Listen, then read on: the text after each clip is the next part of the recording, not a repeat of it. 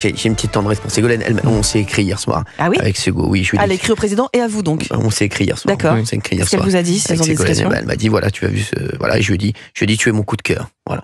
Ah oui. Moi, je fais plaisir aux gens. Ah, vous dites ce Non, qu'ils mais- veulent entendre, quoi. Bah oui. D'accord, Oui, très non, bien. mais en plus, je l'aime bien. Moi, Ségolène, elle a toujours été incroyable avec nous, Ségo. On dira la vérité. Moi, les mecs, je crache pas dans la soupe. Je suis désolé. Ségolène a toujours été un amour avec nous. D'accord. Merci. Enfin, tous les gens qui sont des amours avec nous sont pas forcément. Oui, non, Quoi on parle du Premier ministre, Voilà. oui. on Mais parle de la Ségolène France. Royal, Oui. oui, voilà. Mais vous êtes, de toute façon, vous êtes toujours dans la critique. Moi, j'en ai marre. Non, pas du tout. Moi, j'en ai marre de ça. Moi, je suis pas là-dedans. Je suis pas là-dedans. Voilà. Bon, Armel est avec nous. Bonjour, Armel. Bonjour, Armel. Merci d'être avec nous. Ah, c'est super. Merci beaucoup de me recevoir. En tout cas, vous faites une émission super. Eh ben, on essaye. Vous savez, on essaye, Marlène, et merci d'être là. Si on fait Et je l'émission. vais vous dire un truc. oui. Il y a que les gens qui disent la vérité, qui veulent qu'on veut censurer. Donc moi, je trouve que c'est super ce que vous faites et bravo, continuez. Moi, Bah, je vous merci. soutiendrai et j'irai dans la rue Non, avec vous s'il faut. ça me fait extrêmement plaisir, ça, Adorable. Armel. Merci, Armel. Je vous fais un énorme bisou. Franchement, ça me Ah, bah, c'est hyper ça me sympa. fait plaisir. Vous êtes un amour. Faites quoi dans la vie, Armel? Alors, moi, je travaille depuis pas très longtemps parce que j'ai 5 enfants et que du coup, ils commencent à être un peu grands. Et du coup, je fais de l'administratif dans une association. Et voilà, mon mari est kiné. Eh oui. Et je peux vous dire que mon mari est kiné. Alors et moi, justement, j'ai peut-être besoin d'un kiné en ce moment, Armel. J'ai une petite douleur en bas du dos. Aïe. J'ai un tournoi Ouais, ce week-end. alors. Donc si vous pouviez lui dire de passer me voir, ça m'arrangerait. Pour rester en bonne santé, c'est une super bonne idée. Mais par contre, il faut faire de l'activité physique, Cyril. Ça, c'est hyper important. Ah, mais il en fait trop. Ouais, si on en fait trop, tous les parce que jours. là, je fais à peu près 2 heures par jour, moi, Armel. Donc t'es peut-être trop, non? Non, c'est pas trop du tout. Bon, bah, c'est pour bien. être en bonne santé jusqu'à la fin. Vous êtes il où, faut, vous êtes où dans le faire de Rhône? l'activité Vous êtes où dans le Rhône? physique. À Lyon. Mais attendez, mais c'est un truc de fou. J'ai à Lyon ce week-end. J'ai un tournoi à Lyon. J'ai un tournoi à Saint-Priest. Ouais. Alors, je pense que mon mari sera hyper content de vous voir. Non, mais sans Franchement, rigoler. et en plus, il est super. Armel, C'est un ancien sportif de haut niveau. Il est au top. Armel, vous savez que je rigole pas, je vais prendre vos coordonnées en antenne. Si j'ai un petit peu mal au dos, parce que j'ai un gros tournoi à Lyon ce week-end, franchement, j'appelle votre mari. Il n'y a aucun problème. vous êtes un il sera amour. hyper content. Eh, mais c'est Et on fou. est là ce week-end. Incroyable. Non mais c'est Il n'y a incroyable. pas de hasard. C'est incroyable parce que je cherchais, comme j'ai fait, voilà, j'ai un tournoi ce week-end et que j'ai beaucoup joué, je me suis beaucoup entraîné cette semaine. J'ai une petite douleur en bas du dos et je me suis dit, il faudrait que je trouve un kiné à Lyon. C'est incroyable. Il est Incroyable. au top compétent. C'est un truc de fou. Et ben voilà, ça va. Franchement, vous êtes envoyé par les dieux, Armel. Merci. Ancien sportif Ah, de haut mais niveau, c'est votre mari, c'est ça? Il faisait quoi comme sport, votre mari? Oui, il est ancien sportif de haut niveau en aviron et il a Ah ouais. eu plusieurs médailles au championnat du monde et il a fait les Jeux Ah, c'est énorme. d'Atlanta en 96. Ah ouais. Non, énorme. Ah oui, Et ouais. aviron, c'est Voiture. incroyable. Aviron, c'est vraiment. Un sport c'est complet. C'est C'est un sport exceptionnel. hyper complet. Je sais, c'est exceptionnel. Vraiment. Et j'ai un fils champion du monde. Non, incroyable, Armel. Mais oui. Eh ben voilà, je Non, vous vois on est ce une week-end. super famille. Je vous vois ce week-end. Vous vouliez quand même parler du sujet du jour, même si on va se voir ce week-end, ça me fait bien plaisir. Au moins voilà, Exactement. j'organise mon week-end avec vous, Armel. Mais Ah, c'est dites-moi, sympa. dites-nous tout. Alors, moi, je trouve que la censure, ça a été une bonne chose. Ouais. Je vais vous dire pourquoi, en fait. Je veux dire, Barnier, il est censé être de droite. Je veux dire, mettre toujours plus d'impôts sur les Français, pour moi, c'est Péché inadmissible. C'est inadmissible. Je veux dire, moi, mon mari, il bosse, il part à 7h, il rentre à 20h. En fait, c'est toujours plus d'impôts pour les Français qui bossent. Exactement. Je veux dire, en fait, l'État doit absolument se réformer, mais j'ai l'impression qu'en fait, allez, je le dis, hein, ils n'ont pas les couilles pour le faire. Personne ne veut le faire. Oui. Et je veux dire, cet État obèse, nous, on n'en peut plus. Je veux dire, d'abord, merci, monsieur le maire, qui a fait 1300 milliards de dettes. Génie, lui. Donc, celui-là, pour moi, il devrait être en prison, déjà. C'est un génie. Voilà. Lui, c'est un génie. Donc, en fait, Barnier, il a tout faux parce qu'en fait, les gens, les classes populaires, ils peuvent plus, de toute façon, ils ont les poches vides maintenant. Donc, quand ils auront plus rien à bouffer, je pense qu'ils iront dans la rue. Et je vous donne un tout petit exemple. Je veux dire, quand on voit qu'avec notre argent, on paye les avocats des personnes qui sont rentrées illégalement chez nous et qu'on nous demande, avec notre fric, d'être toujours moins remboursés pour les médicaments, mais Cyril, on marche sur la tête. Mais je dans ce sais. pays. Le remboursement, Mais- ça t'est plus. mais On marche sur la tête, mais je vais vous dire. on prend vraiment les Français pour des vaches à lait. Mais Des Armel, vaches à lait. mais moi c'est pour ça là, j'en parlais hier, Armel. Je disais, ils sont bien marrants là avec toutes leurs histoires, et Premier ministre et pas de Premier ministre, et on fait des motions de censure et on dissout. Mais il se passe quoi pour les Français aujourd'hui? Mais c'est pour ça que moi, je suis désolé, il se passe quoi aujourd'hui? Il se passe quoi? Elle a raison, Armel. Moi je dis toujours, la France, c'est un pays qui aide tout le monde, sauf ceux qui travaillent et ceux qui travaillent, ils les aident pas. Non, mais on Ceux- entend bien ce Non, que mais vous oui, dites, mais c'est Cyril, et insupportable. j'entends ce que dit Armel, mais Ah oui. on censure pour qui après, pour qui, pourquoi Est-ce Mais que, écoutez, dites-moi. Non, mais écoutez, en fait, on nous fait croire, on va nous faire croire que c'est le chaos.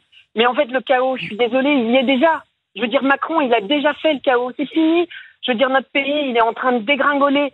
Donc, je veux dire qu'on va pas en plus. Enfin, moi, je suis pas économiste. J'ai juste du bon sens. Exactement. Je me dis, si on augmente les impôts des Français de 40 milliards, qu'est-ce qu'ils vont faire, les Français? Ils auront déjà moins de consommation, ils feront moins de choses. Le seul petit pognon qui va rester, ils vont le mettre de côté. Et il y aura ni croissance, les entreprises pourront pas investir. Enfin, c'est le b.a.-ba, c'est quand même le b.a.-ba. Si on nous impose encore plus, on pourra plus consommer ce qui nous restait à consommer et la croissance, elle sera pas là. Il n'y a pas besoin d'être Monsieur Le Maire, je veux dire, pour le comprendre. Donc c'est d'une évidence. Donc Barnier, en fait, il a fait tout faux. En fait, il pense qu'à leur gueule. Je veux dire, les Français qui crèvent, en fait, ils s'en foutent. Moi, mon mari, il part à 7h, il rentre à 20h. À 67 ans, il a cotisé à l'URSSAF comme un malade. Il aura 1 800 € de retraite par mois. Mais c'est quand même du délire. Donc, je voulais juste dire un dernier point Allez-y, sur Armel, allez-y. lequel j'étais d'accord avec Marine Le Pen, c'est-à-dire sur la retraite.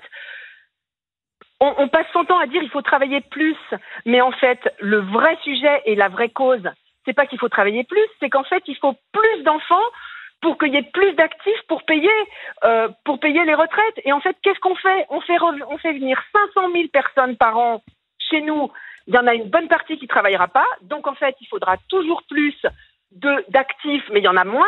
Donc, il faudra toujours aller beaucoup plus loin. Et puis, alors, la dernière chose que je voulais dire, c'est pour Madame Genetet, si on explique à nos enfants de 3 ans qu'ils peuvent être soit des mecs, soit des gonzesses, soit des trans, on n'est pas prêt de faire des gosses dans ce pays. Ça, c'est sûr et certain. Donc, je veux dire, ça suffit. En fait, les Français, ils ont plus de fric, Cyril. Bah oui, je sais. Et en fait, ce que j'aime chez vous, c'est que vous avez du pognon et vous l'avez pas volé. Ah, merci, et vous pensez quand même aux gens qui sont dans la difficulté et qui arrivent pas à finir leur fin de mois. Mais moi, parce Armel, qu'en fait, les gens, ils ont plus d'argent. Armel, moi, vous savez, moi, j'ai un principe dans la tête, c'est que j'ai pas envie que tout le monde soit pauvre, j'ai envie que tout le monde soit riche.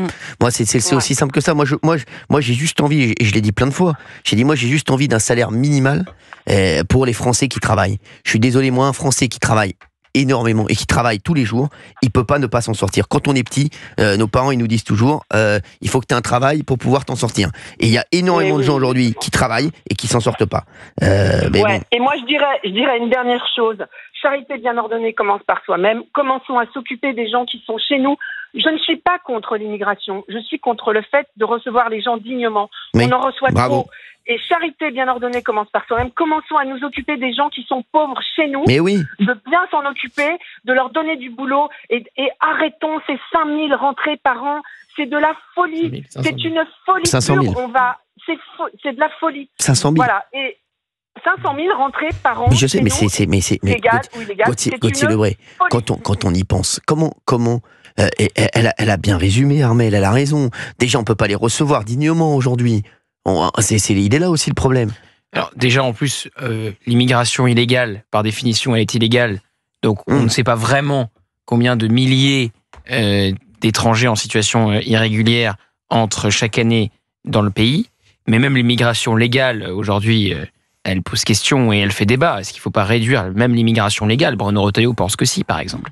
C'est pourquoi je dis il y aurait beaucoup de mal. À l'inverse de l'Espagne, par exemple. cohabiter. L'Espagne, ils vont régulariser sur 3 ans 900 000 personnes en situation irrégulière. Qui pourra donc ensuite, cette immigration régularisée, ces 900 000 étrangers pourront ensuite se balader librement en Europe grâce à l'espace Schengen. Donc en fait, quand un pays régularise 900 000 personnes, il les régularise pour toute l'Europe, puisqu'une fois qu'elles sont régularisées, elles peuvent partir de l'Espagne et aller s'installer où elles veulent au sein de l'espace Schengen et au sein de l'Union européenne. C'est comme ça que ça se passe. Est-ce que vous vous rendez compte que Barnier, il n'a même pas été capable de toucher à l'AME. Il y a des Français qui peuvent plus se soigner. Exactement. Les migrants qui viennent de façon illégale chez nous, ils ont droit à tout. Mais en fait, les Français, il y a un moment donné, ils se disent mais nous, on bosse, on a droit à rien. Et tous les gens qui viennent chez nous, ils ont droit à tout. Mais arrêtons, enfin. Mais alors, je vais vous dire, c'est l'enfer en fait. Armel, c'est quoi ce pays? Armel, je vais vous dire, j'étais à un feu rouge il y a pas long, il y a quelques temps, un peu de temps. Je vois un monsieur qui m'arrête, qui me dit, qui me reconnaît. Je baisse ma fenêtre, il me dit, Cyril, regarde Cyril, je travaille tous les jours. Regarde mes dents. Il avait ses dents, le pauvre. Il m'a dit voilà, il m'a dit je ne peux pas refaire mes dents aujourd'hui, Cyril. Je travaille tous les jours. Ouais, c'est dégueulasse. Tous les jours, je travaille. Regarde, j'ai les dents pourries. Il me dit bon. Après, on a trouvé une solution d'ailleurs pour lui. Et voilà. J'espère que ça s'est bien passé puisqu'on a réussi à trouver une solution et on a réussi à l'aider. Mais vous vous rendez compte, c'est des gens, ils travaillent toute la journée. Ils peuvent pas s'en sortir. Ils ont juste. Ouais, ça c'est dégueulasse. Bah oui. Non, mais ouais, en fait. Moi, Macron, franchement, je suis désolée de le dire, mais en fait, je peux plus, quoi. Je veux dire, c'est une honte, ce gars, c'est une honte, ce mec. Franchement, mais moi, l'AME, ça date pas d'Emmanuel Macron. Oui, c'est ça. Non, mais même, je veux dire, il a rien fait. Ça fait 7 ans qu'il est là. Moi, je vais vous dire, Armel, de pire en pire. Armel, le problème qu'on a, c'est est-ce qu'ils peuvent faire quelque chose? On sait très bien que c'est même pas eux qui décident. C'est l'Europe qui décide, bien sûr. Aujourd'hui, qu'est-ce que vous voulez que je vous dise? Aujourd'hui, on le voit bien qu'ils peuvent pas prendre de décision, Gauthier Lebray. Et alors, moi, je suis pas toujours pour rejeter la faute au sein à l'Europe, parce que vous savez, l'Europe, ce n'est que 27 pays qui décident ensemble. Donc, c'est l'Union européenne, elle est composée de 27 pays qui la composent. Ensuite, il y a quand même une spécificité française, excusez-moi, on l'a vu sur l'agriculture, c'est-à-dire qu'il y a des normes prises à l'échelle européenne et on peut les critiquer et ensuite elles arrivent en France et on en rajoute, ce qu'on appelle la surtransposition des normes. Donc vous avez déjà les normes européennes décidées à 27 à Bruxelles, et ben vous en rajoutez. Bien sûr. Sur les CRA, centres de rétention administrative. Juste cet exemple, Thierry, parce qu'il est très bon.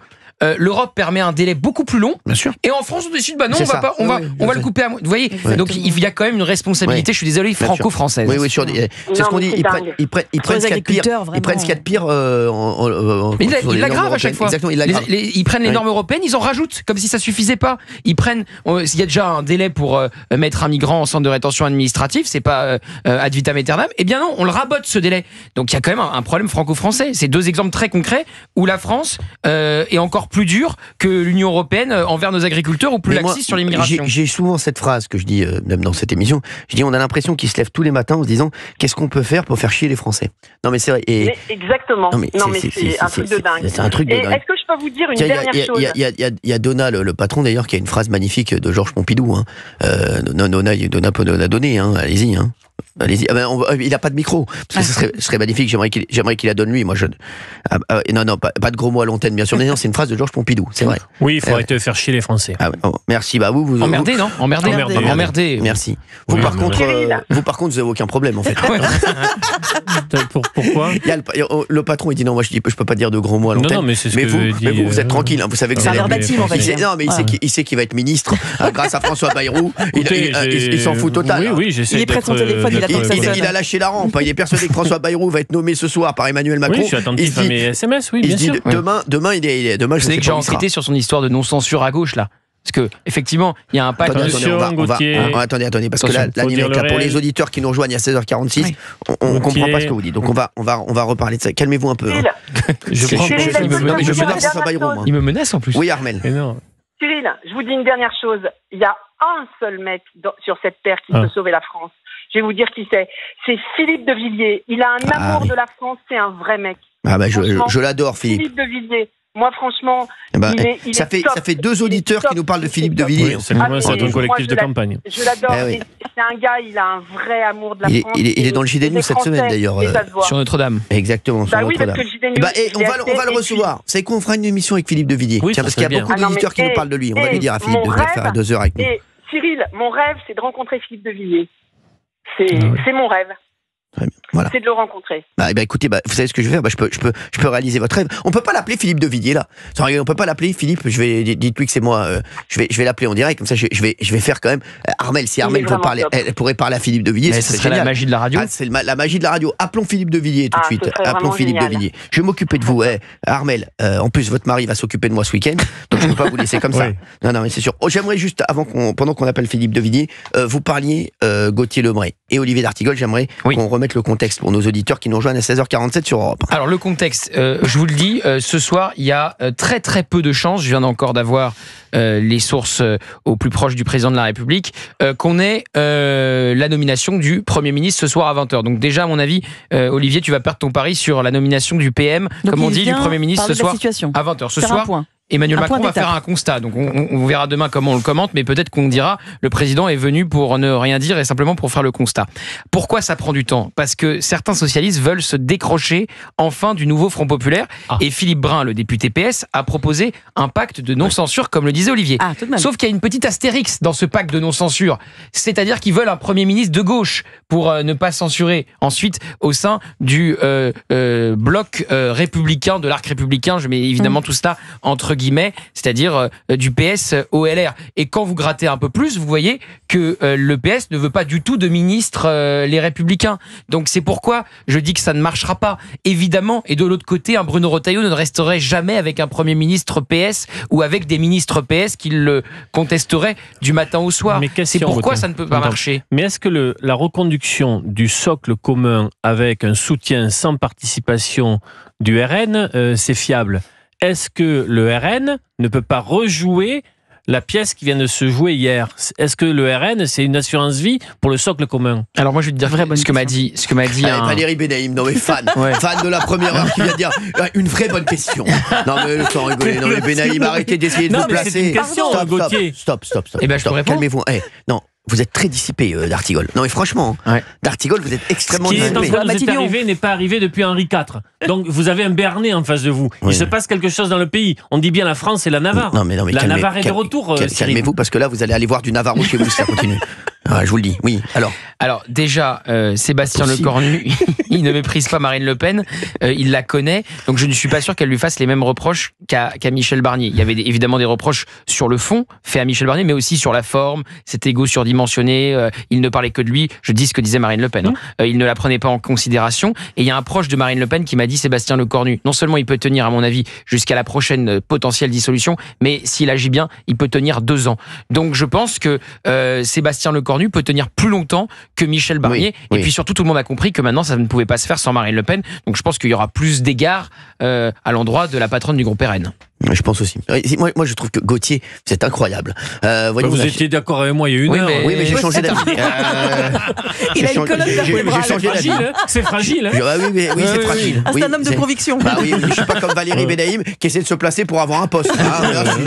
C'est bon, on a bien compris, Benaïm. La municipalité de Pau, à mon avis, mais il lui trouve un job. J'ai les clés de la ville. Demain, si vous voulez faire une fiche d'état civil à Pau, vous allez trouver Valérie Benaïm à l'accueil de la mairie. Non, mais attendez, c'est incroyable. Vous allez nommer Valérie Benaïm ministre de la Culture? Ah oui. De la culture woke. C'est ça. Non, elle est pas si woke que ça. Non, elle est progressiste.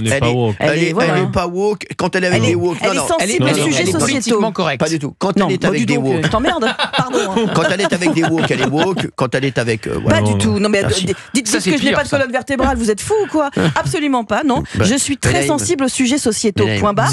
Et je suis très sensible à des sujets qui me semblent être nécessaires au progressisme. Quand vous donnerez votre avis sur un truc, vous m'appellerez. Je donne mon avis, mais malheureusement, quand je donne mon avis qui n'est pas le vôtre, vous n'êtes pas content de me couper le micro. Parce que je pense que c'est pas celui des auditeurs. Voilà la raison pour laquelle on n'entend pas sur certains sujets. On fait beaucoup de mal à la France. C'est vrai. Non, les deux, là, stop. On arrête. Vous êtes insupportable. Ah, mais la diagonale du diable. Franchement, c'est insupportable. J'appelle la femme de d'Artigol et reste calme. Et on a des nouvelles de Fabien Lecoeuvre? Il y en a un point route de Fabien Lecoeuvre ou pas? Il arrivera. Ne vous inquiétez pas, il y a pas mal d'auditeurs qui réagissent sur 2 choses. Ma veste et Fabien Lecoeuvre, est-ce qu'il est toujours de ce monde? Oui, sachez-le, Fabien Lecoeuvre est en route et comme il est venu à pied, vous le savez, il met 1 heure pour faire 100 mètres, donc forcément il arrivera certainement avant la fin de l'antenne. Voilà, ne vous inquiétez pas. Armel, vous êtes toujours avec nous? Oui, Cyril. Bon, Armel, on n'arrive pas à joindre Philippe de Villiers. C'est pas grave. Mais on va organiser ça et on va le faire venir, Philippe de Villiers, la semaine prochaine. En tout cas, l'émission qu'il fait chez vous sur CNews, il donne une espérance aux gens, au peuple, qui est incroyable. Et on en a vraiment besoin. Et sur Europe 1 le samedi, Philippe de Villiers, qu'on embrasse. Merci. Et merci à vous pour votre émission, elle est vraiment super. Merci. Armel, qu'est-ce que vous pensez de Valérie Benaïm? Écoutez, c'est une fille qui a beaucoup d'humour. Elle est tiède. Ah, merci. Et elle a beaucoup beaucoup d'humour et je trouve que pour être avec vous, il faut avoir beaucoup d'humour parce que parfois vous la taclez, c'est quand même fort. Et un fort caractère pour accepter certaines. Mais au niveau de ces idées, au niveau de ces idées, vous êtes plutôt d'accord avec Gauthier Lebret ou Valérie Bélaï? Ah bah non, mais alors elle est un peu gaucho. Elle est un peu gaucho et puis le Gauthier Lebret il va là où le vent le porte, mais c'est normal. Merci Armel. Armel, vous avez une analyse très très aiguisée, bravo. La lucidité d'Armel. Vous êtes super et la liberté de ton, la liberté d'expression, c'est capital. Si on perd ça, on perd tout. Exactement. Merci Armel d'avoir été avec nous sur Europe 1. En tout cas, le kiné, c'est toujours bon si vous voulez. Hein. Je prends vos coordonnées en antenne, comme ça on se voit ce week-end. Ah, bien sûr. Merci beaucoup. Obligé. Allez, à bientôt. Voilà, magnifique. Vous avez vu Gauthier Lebret? Vous avez vu ce qu'elle a dit de vous, Armel? Oui, j'ai le grand patron qui vient de me dire dans le casque, ah oui, tu es sonné là. Tu es sonné. Ouais. Chaos debout. Oui. Gauthier Lebret, bien sûr, il y a 8 émissions par jour.